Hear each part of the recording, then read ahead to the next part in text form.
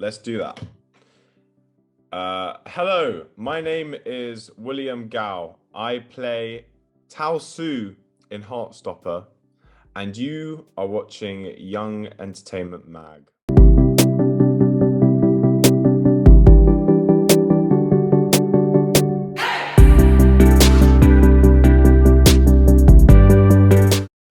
Yeah, awesome. What are you sipping on? I saw you have some. It's evening there, right? Is it nighttime or is it? Yeah, Okay. it's 6 p.m., but it's still bright outside. I'm drinking tea because yeah, drinking tea.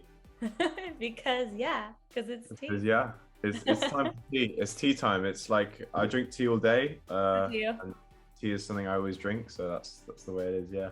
I love it. Awesome. So before becoming a part of this project, what did you know about Heartstopper? I'm gonna be honest. I actually hadn't heard of Heartstopper before I auditioned. However, during the audition process, I did read the books along with a couple of other Alice Oseman books. But I did remember once a friend of mine did mention it in passing conversation. But apart from that, I hadn't heard of it. That's amazing. And how did you get the audition? What did that look like? Was that through your agent? Was that something you stumbled upon? I didn't have I never had an agent before Heartstopper actually. Okay. I did freelance stuff, and also I was at school, so like no need for that. And I got it through my National Youth Theatre, which is the youth theatre in the UK. Yeah. And I saw the casting call, and I was like, hang on a minute, that kind of looks like what I look like, because they were looking for a British East Asian actor. Amazing. And I self-taped, and then there was like 4 rounds, and 4 rounds later, I was lucky enough to get the gig. Yeah. Wow, that's awesome. I love hearing that. Very cool. So, who is Tao? Can you lay out your character for us and what he does, who he is? Tao Xu is a character in Heart. He's Charlie's friend. I was going to say Tao Xu is a character in Heartstopper. Well, obviously he's a character in Heartstopper. Um, I was going to say, yeah, he's Charlie's really good friend, probably Charlie's best friend actually. He's very opinionated. He's quite cynical, but in his own special way, and he's not afraid to say what he thinks, and that's what I love most about him. And he gets really entangled in a lot of stuff at school and a lot of drama, but at the deepest level, he's a loving friend and he's a very caring person. Yes. And do you feel like you said something about you love that he's not afraid to speak his mind? I think that's what you said. Is that something you can relate to, that he says what he feels and he doesn't hold back? I'm actually not that. I'm not like that actually. I'm quite kind of timid and kind of I don't really. I'm quite kind of British polite, if you know what I mean. I've got that kind of that cultural thing. So I don't often say, I'm not kind of blunt like that. I wish I was actually. But sometimes, maybe Yeah. sometimes. So it's got Some to be so fun to play a character like that, to kind of give you an excuse to like get out of your comfort zone and say things that maybe Yeah, you normally wouldn't. That's cool. yeah, definitely, absolutely. To get kind of, I had a lot of fun playing with the role, and just the sense of play we had on set, and just to really explore this dude, this Yeah. dude with the hair. Yeah, Yes, and we are going to talk about the hair for yeah, sure. But I yeah. do want to ask, so your character Tao has such a strong emotional bond with Elle, played by the magnificent Yasmin Finney. What was it like working together, and how did you create that very special bond that we see on screen? Um, I think I love Yaz. Yaz is just she's wonderful. I could go on about her all day.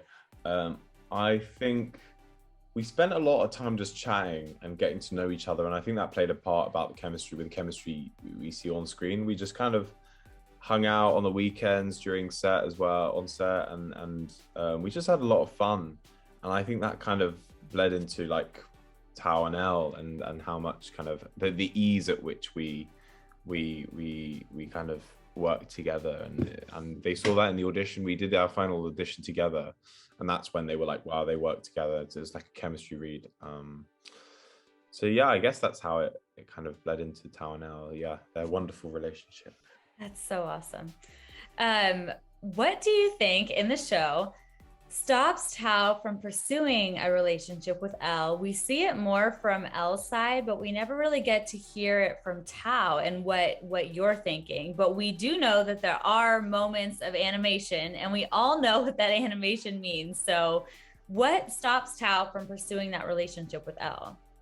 I think for me, it is the fact he's kind of caught up in a lot of other things. I think Tao has got a lot going on in his mind and school and other areas of his life, and especially with Charlie, he's very worried about Charlie, and he kind of doesn't really have time to think about kind of or evaluate his friendship with Elle. And I think maybe at the end, I won't spoil anything. We're not doing spoilers in this, but where things seem more clear for Tao and when things kind of are less intense in a lot of ways, he's really able to kind of evaluate his relationship with Elle and see something different.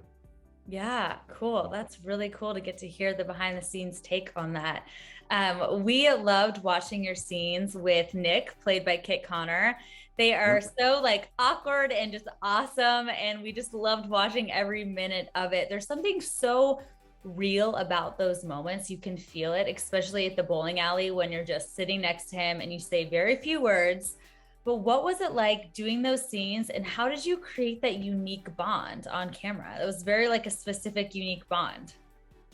With Kit, Mm-hmm. or with Nick and Tao, yeah, because it's quite funny because on screen, Tao doesn't really get along with Nick. Mm-hmm. Mm-hmm. It's kind of a pretty obvious statement.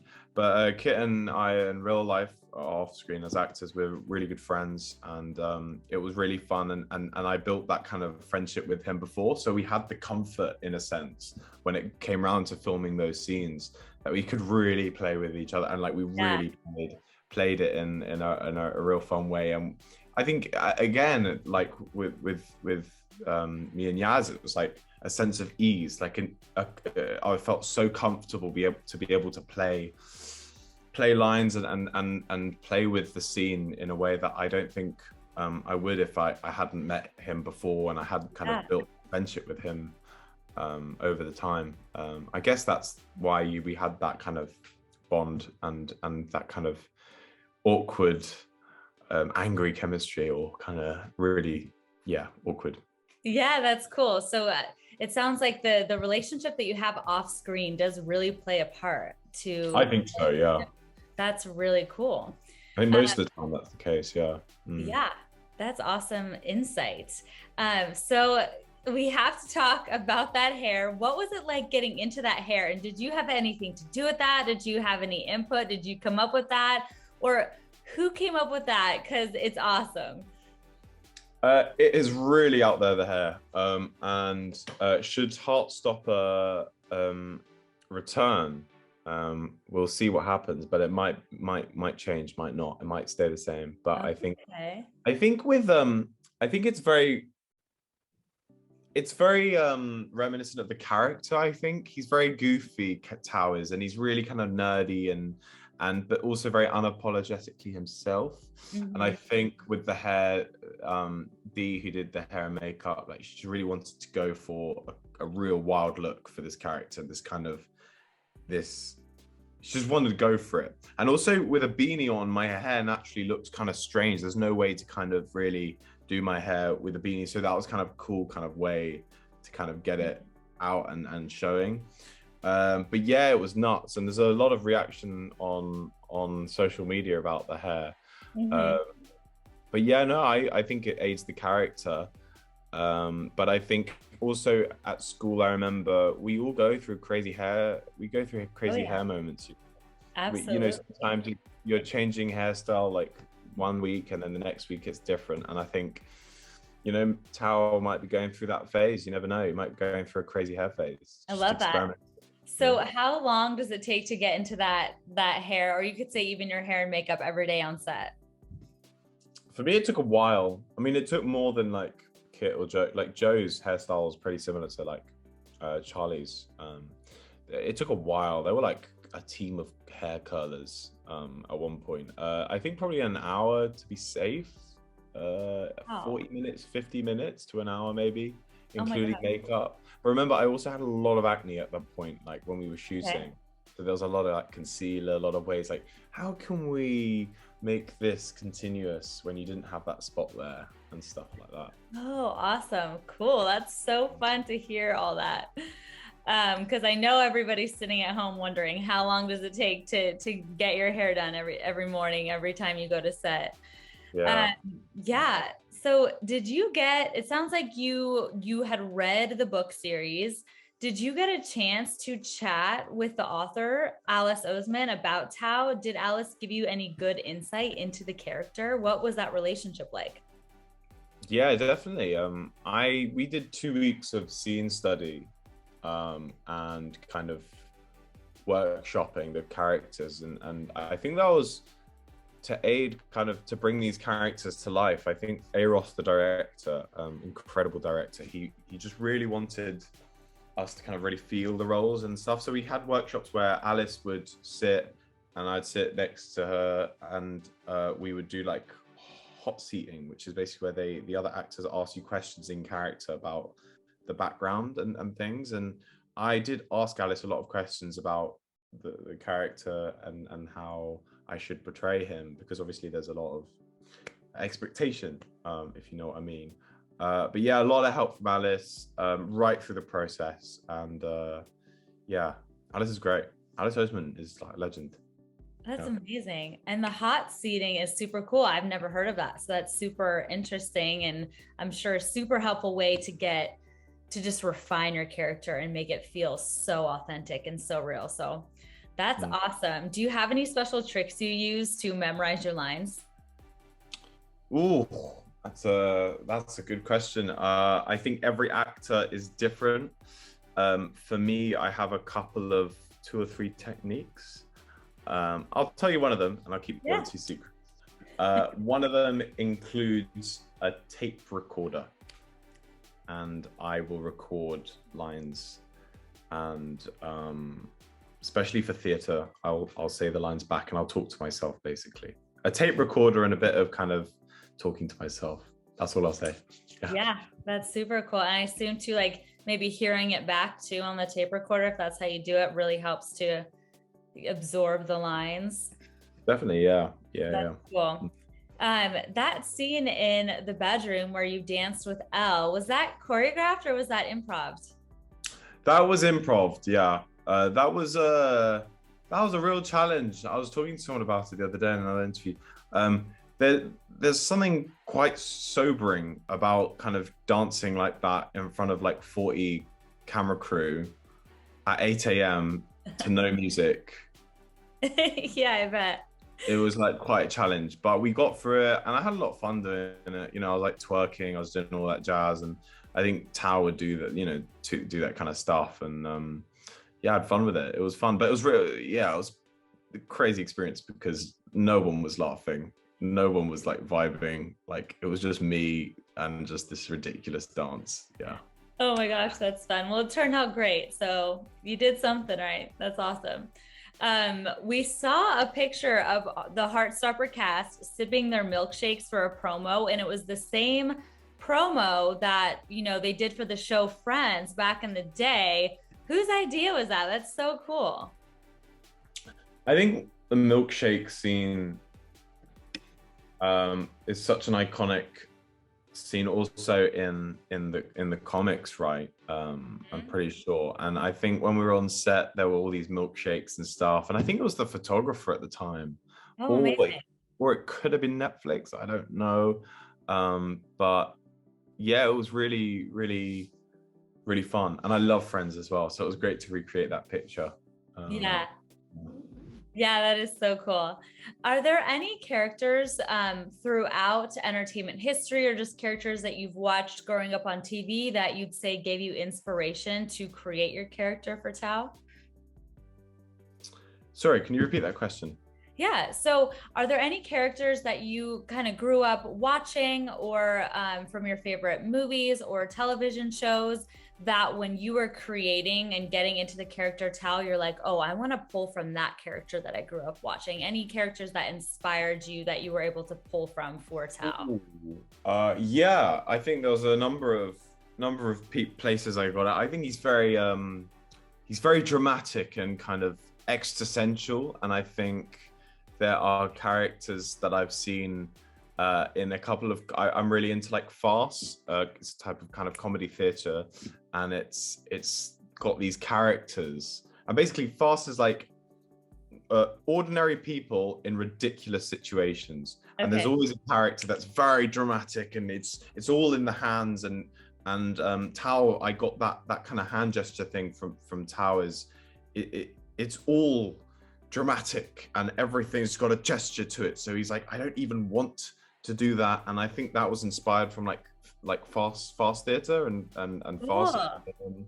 And then also my brother was an influence. Like my brother, young teen, like, Love opinionated, that. moody sometimes. So my little bro. Yeah. That's so cool. And I bet you he's just like thinks it's the coolest thing ever that you're on this show and that you play this incredible character. He's probably like, yeah, that's my brother.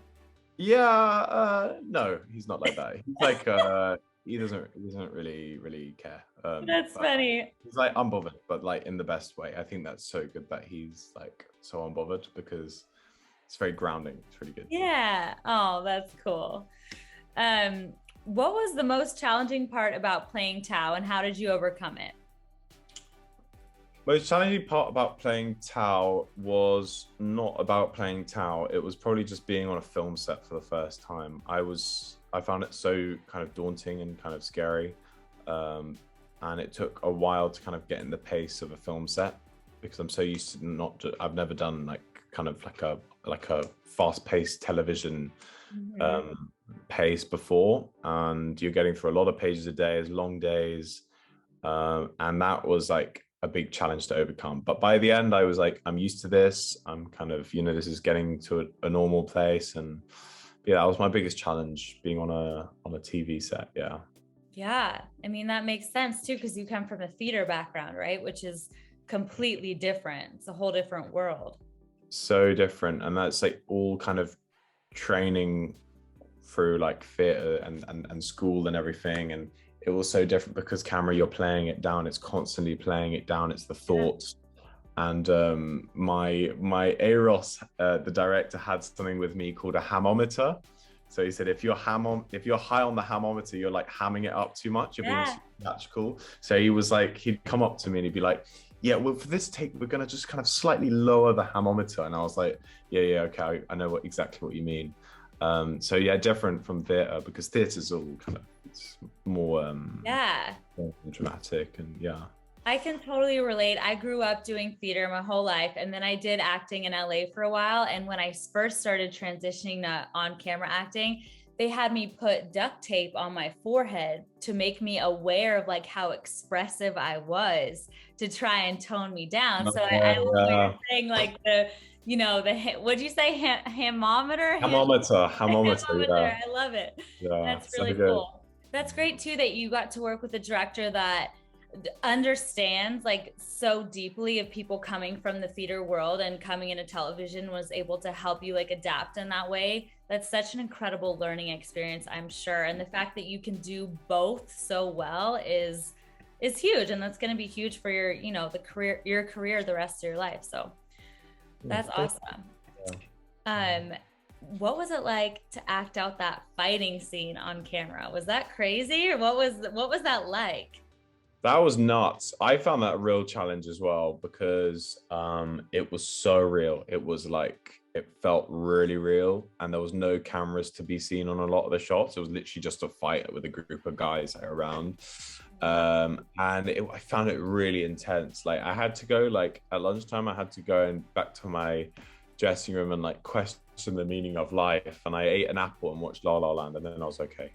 But it was one of those things. It was a real challenge, physically kind of draining as well. Like, we did that same fight and the whole thing so many times.